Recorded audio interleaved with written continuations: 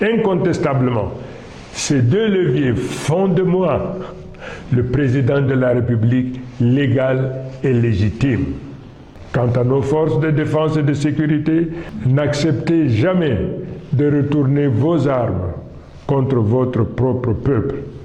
S'ils préfèrent menacer la sérénité et la paix du pays plutôt que d'admettre la défaite, nous répondrons par la détermination pacifique du peuple. J'invite tous les Camerounais, du nord au sud, de l'est à l'ouest, et partout où vous résidez dans le monde, à sortir comme un seul homme, dans la paix et dans l'amour de la patrie. Le Cameroun retient son souffle.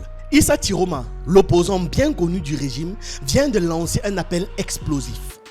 Il invite les Camerounais à descendre massivement, mais pacifiquement, dans la rue. Dans une vidéo postée sur Facebook, il y a à peine quelques heures, il affirme sans détour avoir remporté les élections présidentielles avec plus de 50% des voix et accuse le pouvoir en place de vouloir lui voler sa victoire à coups de faux procès-verbaux et de chiffres trafiqués. Il a aussi publié des résultats provisoires non officiels sur sa page Facebook. Là par exemple, ça date du 21 octobre à 21h41. Il est écrit « Suite à la compilation des résultats donnés aux sorties des urnes et rendus publics par Elecam le soir du 12 octobre, compilés par nos soins sur un échantillon des 18 départements constituant 80% de l'électorat camerounais, celui donné vainqueur avec près de 54,8% contre 31,3% est SEM, Issa Tiroma Bakari. Le peuple peut désormais fêter sa victoire car nous avons gagné. On ne négocie pas la liberté d'un peuple qui souffre. C'est moi qui vous tends la main. Prenez-la pour une transition apaisée. Je m'adresserai à vous dans quelques instants. Que Mme Zouraya repose en paix. Mes condoléances à sa famille. Quand on s'accroche au pouvoir au prix des vies et des oppressions, ça ne finit jamais bien. Donc voilà, et il a partagé la photo. 54,8%, soit 1 227 261 votes contre 700 680 voix de l'autre côté. Il a mis en bleu et rouge. Globalement, c'est ça l'idée. Donc, dans son allocution, il s'appuie sur l'article 113 du Code électoral. Toute proclamation tronquée serait, selon lui, un crime contre la volonté du peuple. Il appelle le président sortant à reconnaître sa défaite pour garantir une transition pacifique et éviter que le pays ne sombre dans le chaos. Le ton est grave, mais déterminé. Aucune force étrangère ne viendra sauver le Cameroun. C'est à nous de prendre notre destin en main. Tiroma s'adresse aussi directement à l'armée. Ne tirez pas sur le peuple. Un message fort qui résonne dans un pays où chaque tension électorale fait craindre le pire. Aujourd'hui, l'opposant se pose en symbole du peuple. Mais derrière cet appel, une question plane. Le Cameroun est-il à l'aube d'un tournant historique ou au bord d'une nouvelle crise politique? Donc, avant qu'on écoute sa vidéo, parce que je vais vous mettre sa vidéo en intégralité, on va écouter. Mais avant, je vais quand même faire une petite analyse. Issa Tiroma Bakari, là, a franchi un cap assez symbolique, je trouve. Il y a quelques jours à peine, c'est lui qui appelait, qui sollicitait la communauté internationale, l'Union africaine, l'ONU, l'Union européenne, les États-Unis, la France, et il les demandait comme médiateur ou alors comme garant de la légitimité électorale. Aujourd'hui, il rejette cette tutelle. Et il fait comprendre qu'aucune force étrangère ne doit venir sauver le Cameroun ou ne va venir sauver le Cameroun. C'est quand même un changement stratégique majeur qu'il faut noter. Parce qu'il cherche à nationaliser la lutte, à faire du peuple camerounais le centre de gravité du changement. Ce glissement de rhétorique correspond à une nouvelle forme de légitimité. Le peuple contre le système sans arbitre extérieur. En clair, il veut la force du nombre, pas celle des chancelleries, dans sa nouvelle formulation. C'est ce que l'on comprend. La question c'est pourquoi? Pourquoi? Est-ce qu'il a réalisé le problème avec son appel à leur intervention, aux interventions de la France, des États-Unis, de l'Union européenne, de l'ONU et j'en passe? Ou il se serait passé quelque chose après avoir refusé le poste de Premier ministre, si cette information est vraie? Parce qu'on ne change pas de vocabulaire comme ça, hein. Ça ne se bouge pas du jour au lendemain. Il y a forcément une stratégie qui a été changée, qui a été réadaptée ou je ne sais pas trop quoi. Mais tu ne peux pas un jour appeler la France, les États-Unis, l'Union européenne, l'ONU, l'autre jour faire comprendre qu'ils ne doivent pas intervenir. Non, il faut garder un cap. Pourquoi les avoir appelés la première fois? C'était du désespoir, je ne comprends pas l'idée. Donc après ça, il y a son appel à une mobilisation massive mais pacifique. Je trouve que cet appel repose sur une illusion délicate, celle de pouvoir rassembler sans provoquer la répression. Au Cameroun, comme dans beaucoup de régimes fortement centralisés, le simple fait de descendre dans la rue est perçu comme étant une menace directe contre l'État. Même pacifique, un tel mouvement devient rapidement incontrôlable parce que la foule attire les infiltrations, les provocateurs, les délinquants, les gens même du pouvoir. Les forces de l'ordre sont formées pour prévenir le chaos par la force, pas pour accompagner le chaos. Non, la frontière entre la manifestation pacifique et l'émeute, ça devient très délicat, ça devient très mince. Dès qu'un petit incident éclate. Résultat, on a le scénario d'affrontement qui est presque inévitable, non pas parce que les manifestants le veulent, mais parce que le système réagit par réflexe de survie. Tiroma emploie une rhétorique de courage collectif. C'est à nous de prendre notre destin en main. Ce type de phrase agit littéralement comme un déclencheur émotionnel, parce que ça transforme la frustration électorale en mission historique. Mais sur le plan stratégique, c'est aussi un pari très dangereux, parce que si la mobilisation échoue ou reste partielle, il va perdre en crédibilité. Si la mobilisation prend, il devient une figure d'un soulèvement et donc la cible prioritaire du pouvoir. En gros, il est en train de se mettre en première ligne d'un bras de fer qu'il ne contrôle pas encore. Deux trajectoires principales se dessinent, après ce que je vois. Option 1, le tournant historique. Si une mobilisation coordonnée, encadrée et médiatiquement relayée se maintient sans débordement, alors une pression civique pourrait pousser le pouvoir à négocier. Mais cela suppose trois choses. Un leadership unifié de l'opposition, une discipline non violente très stricte et une couverture crédible sans ingérence. L'option 2, c'est le cas de la crise politique. Le scénario le plus probable reste celui d'un bras de fer. L'État brandira certainement la carte de la sécurité nationale. L'armée sera déployée et toute tentative de marche populaire sera qualifiée de trouble à l'ordre public. Ce sera alors un retour à la logique classique. Le peuple manifeste, le pouvoir réprime, la peur reprend le dessus. Voire pire, la peur disparaît. Et là, c'est autre chose. Ça se transforme en guerre civile. Objectivement, descendre dans la rue sans confrontation, en tout cas théoriquement, c'est possible. Politiquement, c'est très peu probable. Tiroma joue donc sur une corde très fine, celle de la légitimité populaire sans basculer dans le chaos. S'il réussit, il entre dans l'histoire. S'il échoue, il risque d'ouvrir la porte à un nouvel épisode de répression, voire de désillusion nationale. Mais quoi qu'il en soit, le tabou du silence vient d'être brisé. Et dans un pays où les élections sont souvent des rituels prévisibles, rien que ça marque déjà un changement profond dans le rapport entre le peuple et le pouvoir. Chers compatriotes, du nord au sud, de l'est à l'ouest et partout dans la diaspora, après la compilation des procès-verbaux issus des bureaux de vote et la vérification des représentations sur le terrain, il apparaît clairement que nous sommes sortis vainqueurs avec une marge écrasante, un score supérieur à 50% de suffrages exprimés.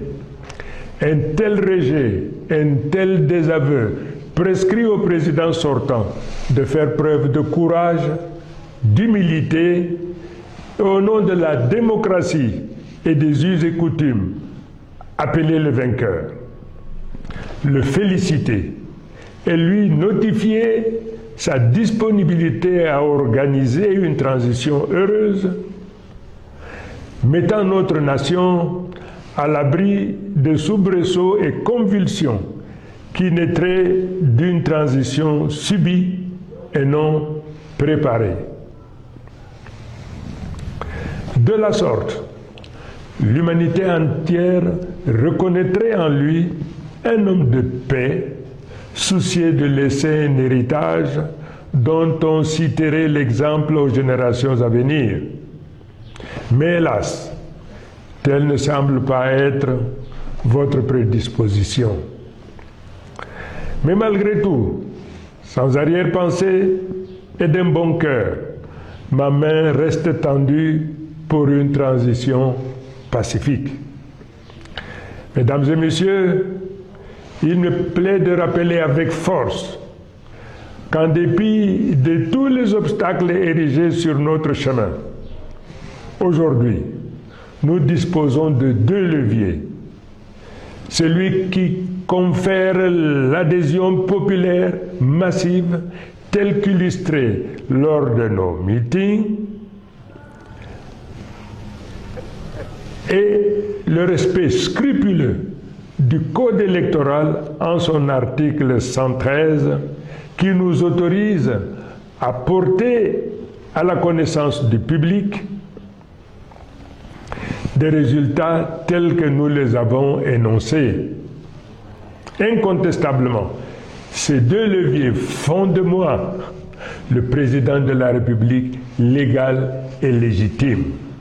Dès lors, si le Conseil constitutionnel proclame des résultats falsifiés et tronqués, il se rendra complice d'une forfaiture, car le peuple camerounais, dans son immense majorité, n'acceptera jamais la validation par le Conseil constitutionnel de la falsification et du bourrage des urnes à une échelle historique telle que cela est porté à la connaissance du monde entier. Le peuple ne se laissera pas faire. Le peuple est déterminé à se battre face à un régime autiste, à la souffrance et aux difficultés du peuple, confronté à un désarroi d'un lendemain incertain. Ce peuple, qui se trouve le dos au mur, n'aura pas de choix que de prendre en main son destin et d'aller chercher cette victoire partout où elle se trouve. Nous avons pris à témoin la communauté internationale. Nous avons pris à témoin les pays voisins. Mais de manière subliminale, tous nous répondent que personne ne viendra faire notre travail à notre place. À chacun d'entre nous donc d'aller au tréfonds de son âme pour libérer les forces d'audace, de courage, de mission.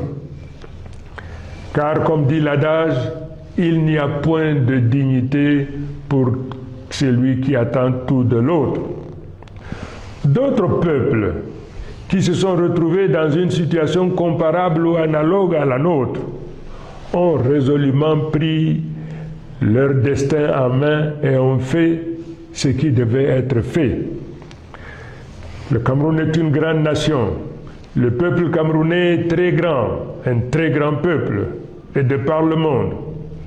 Le peuple doit se préparer à montrer au monde que ce qui nous est arrivé ou nous arrive n'est pas une fatalité, et qu'ensemble, nous nous préparons à relever ces défis.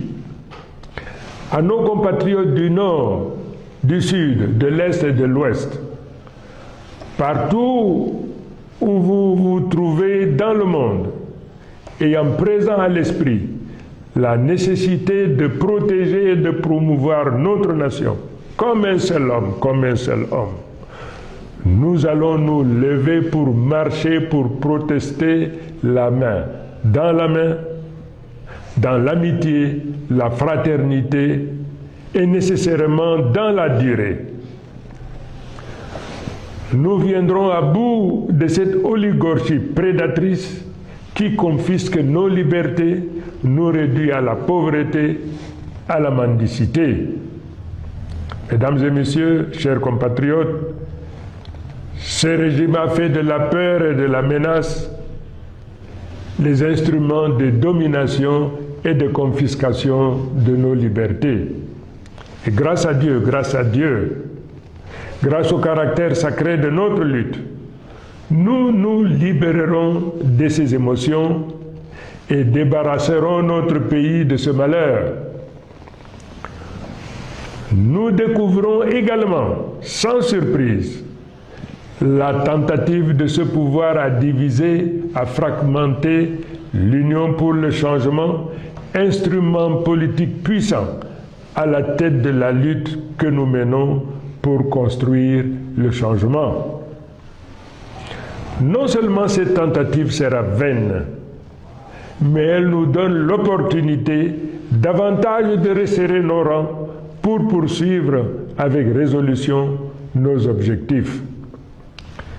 Je voudrais une fois de plus réitérer mon engagement à me tenir au sein du peuple pour la construction, pour la poursuite victorieuse de cette bataille qui ne prendra fin qu'avec la récupération de notre victoire.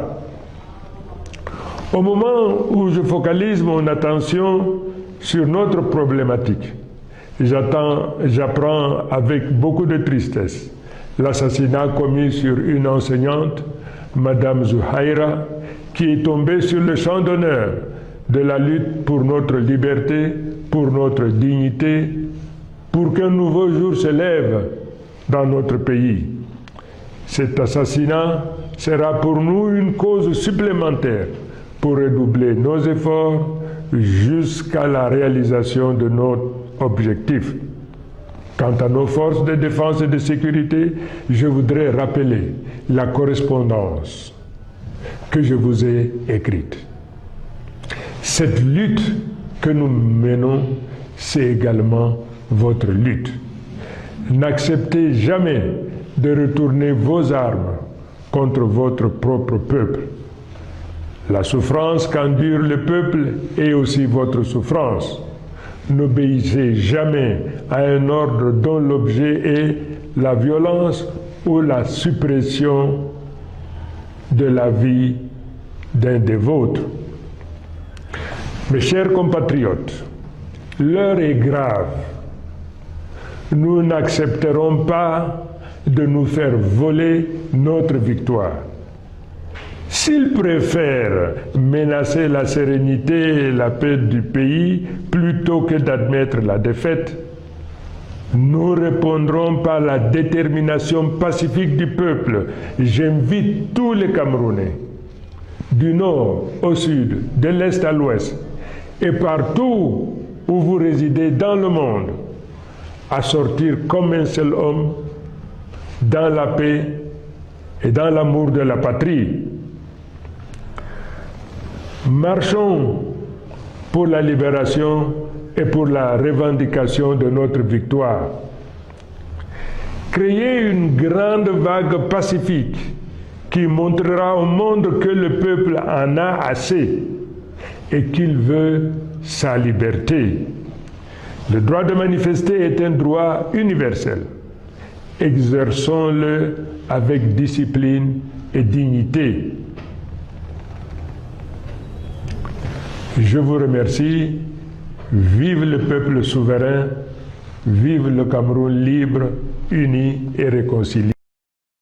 Voilà, c'est ce que j'avais à partager avec vous dans cette vidéo. Dites-moi ce que vous en pensez en commentaire. J'ai aussi envie d'écouter votre analyse. Dites-moi d'où vous regardez cette vidéo et on se retrouve une prochaine fois.